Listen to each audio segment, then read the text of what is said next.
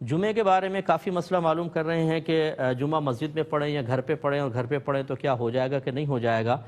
دیکھیں، پہلی بات تو یہ کہ جب ریاست کوئی قانون نافذ کرتی ہے تو جب تک اس میں کوئی شرعی قباحت نہ ہو اس کو فالو کرنا ہم پر واجب ہوتا ہے۔ تو اب یہ جمعہ اور جماعت روکا گیا ہے جب علماء کرام بھی اسی بات کی تنبیہ کر رہے ہیں کہ جو مسجد کے لوگ ہیں وہ صرف جمعہ پڑھیں، باقی لوگ اپنے گھر سے نہ نکلیں، تو پھر ہمیں اس کو فالو کرنا چاہیے۔ دوسرا یہ کہ اگر ہم باہر نکلتے ہیں، جیسے آج 12 سے 3 بالکل اسٹرکٹلی منع کر دیا گیا تھا گھر سے باہر نکلنے کے لیے، تو پکڑے جائیں گے، جیل میں ڈلیں گے، ایف آئی آر کٹے گی، یا کم از کم اٹھک بیٹھک ہوتی ہے بعضوں کی، تو یہ اپنے آپ کو ذلت پر پیش کرنا ہوا۔ اور شریعت نے ایسے مقام پر کہ جہاں مومن کا وقار ذلت میں مبتلا ہو جانا منع کیا ہے، اس لیے اپنے گھروں میں ہی رہ کر آپ نماز ادا کریں، یہ سب سے بیسٹ ہے۔ دوسرا کویسچن یہ ہے کہ ایک یہ کویسچن کہ جمعہ اگر جو 2-4 کو مل گیا ان کا جمعہ ہو جائے گا کہ نہیں ہو جائے گا؟ بالکل ہو جائے گا، کیونکہ یہاں جو ایک جمعے کی شرط تھی اذن عام، اذن عام کا مطلب عام اجازت، کسی کو روکے نہیں، وہ گورنمنٹ کی طرف سے منع کیا گیا ہے، مسجد کی طرف سے نہیں۔ مسجد کہتی ہے آئیں پڑھیں، لیکن گورنمنٹ نے منع کیا ہے، لوگ نہیں آئیں گے۔ اچھا جی ہاں، مسجدوں میں منع کیا جا رہا ہے کہ نہ آئیں، وہاں یہ کہہ سکتے ہیں کہ اذن عام نہیں، لیکن وہ بھی یقینی سی بات ایک مصلحت کے تحت ہے، لہٰذا اس کو بھی جائز قرار دیا جائے گا۔ اب ایسی صورتحال میں جب کسی شرعی عذر ہو اور کوئی شرط مفقود نظر آئے تو بالکل نماز ہو جائے گی۔ جیسے کہ گاؤں کے اندر بھی تو منع کیا ہے، جہاں اذن عام شرط ہے وہیں پر شہر میں جمعہ ہونا یہ بھی ایک شرط قرار دیا گیا ہے۔ اسی لیے سنت متوارثہ کا لحاظ کرتے ہوئے فقہاء نے واضح طور پہ لکھا کہ گاؤں میں جمعہ قائم نہیں ہوگا، لیکن اب باقاعدہ قائم ہو رہا ہے، تو علماء نے اجازت دی باقاعدہ، اب گاؤں میں جمعہ ہو رہا ہے، اسی طرح یہاں پر بھی ہو جائے گا۔ پھر خود اعلیٰ حضرت امام اہل سنت نے لکھا ہے کہ جب گاؤں میں جمعے کی اجازت دے دی تو لوگوں کو اس بات کا مکلف نہ بنائیں کہ وہ پہلے جمعہ پڑھیں پھر ظہر پڑھیں، ظہر احتیاطی نہیں، بلکہ جمعہ ہو جائے گا، بس اتنا ہی کافی ہے۔ اسی طرح جو مساجد میں جمعہ ادا کر رہے ہیں ان کے لیے ظہر احتیاطی پڑھنا کوئی لازم نہیں، ان کا جمعہ بالکل ٹھیک ہو گیا۔ اب دوسری چیز ہے گھر پر، دیکھیں جیسے اذن عام شرط ہے میں نے آپ کو بتایا، تو گھر پر اذن عام نہیں ہو سکتا ہے، اور اگر آپ اذن عام کرتے ہیں تو یہ قانون کے خلاف ہوگا کہ گیدرنگ منع کر رہے ہیں اور آپ گھر میں جمع کر رہے ہیں، کسی ایک نے بھی شکایت کر دی ہو سکتا ہے آپ کو گھر سے اٹھا کر لے جائیں۔ اس لیے راہ عافیت یہی ہے کہ جمعہ تو ہو نہیں رہا تو آپ تنہا گھر میں ظہر پڑھیں، اور گھر کے افراد کے اندر جماعت قائم کر لیں، جمعے کی نہیں کہہ رہا ہوں، عام نمازوں کی جماعت زوجہ کے ساتھ، بچوں کے ساتھ، گھر والوں کے ساتھ کر لیں، لیکن جمعے کا اہتمام کہ پوری کی پوری جو ایک بلڈنگ والے ہیں چھت کے اوپر جمع ہو رہے ہیں، 50-60 افراد جمع ہو رہے ہیں، یہ وہی مسئلہ ہے کہ جس کو گورنمنٹ بار بار منع کر رہی ہے، اور اگر کسی ایک کو بھی وائرس ہو گیا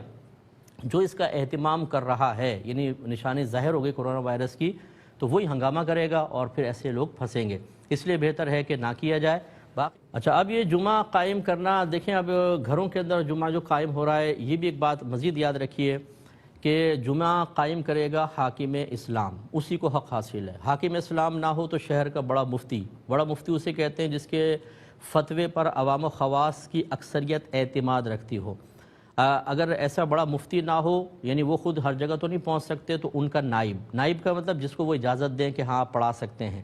اگر یہ بھی نہیں ہے تو پھر اہل محلہ کسی شخص کو جو واقعی باقاعدہ تمام نماز سے متعلقہ ضروری مسائل جانتا ہو، پاکی ناپاکی کے، نماز کی شرائط، فرائض، واجبات، نماز کیسے فاسد ہوتی ہے، سجدہ سہو کس طرح لازم ہوتا ہے، قرات کے مسئلے، لقموں کے مسائل، سارے اس کو پرفیکٹ ہونا چاہیے، تب کہیں جا کر وہ امامت کا، جمعے کی امامت کا مستحق ہو سکتا ہے۔ تو فرض کر لیں کہ اگر بلڈنگ میں اس طرح ہے کہ اذن عام ہو گیا، فرض کر لیں، اور ایسا قابل امام بھی ہے اور اس کے علاوہ کم از کم 3 مقتدی بھی ہیں، باقاعدہ خطبہ بھی پڑھا جا رہا ہے، تو جمعہ ہو جائے گا۔ لیکن ہم یہی سمجھاتے ہیں کہ اس طرح رش کرنا یہ نہ آپ کے حق میں بہتر ہے اور نہ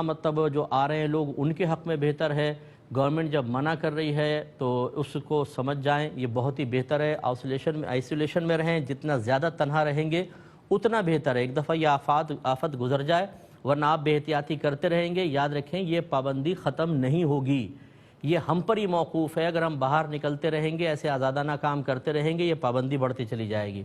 کیونکہ اسی کو بنیاد بنا کر پھر لازم سی بات ہے کہ گورنمنٹ سخت معاملات کرے گی، اور جتنا ہم اس کو فالو کریں گے اتنی جلدی یہ وائرس کی صورتحال ختم ہوگی، اتنی ہی جلدی ہر چیز اوپن ہوگی اور ہم آزادی سے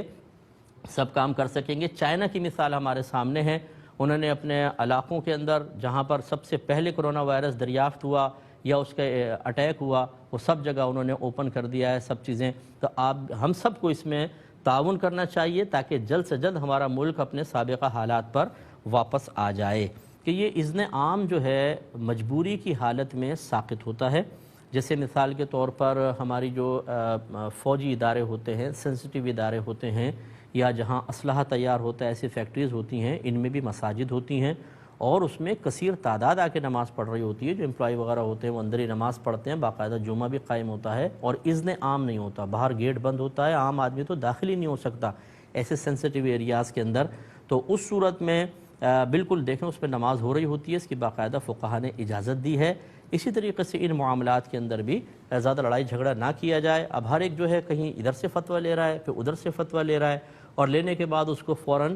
ہم شیئر کر دیتے ہیں اور اس انداز سے کہ ایک فتویٰ فلاں کا ڈالتے ہیں ایک فلاں کا ڈالتے ہیں تاکہ ایک موضوع بحث بن جائے اور اس میں لڑائی جھگڑا فتنہ فساد ہو جاتا ہے.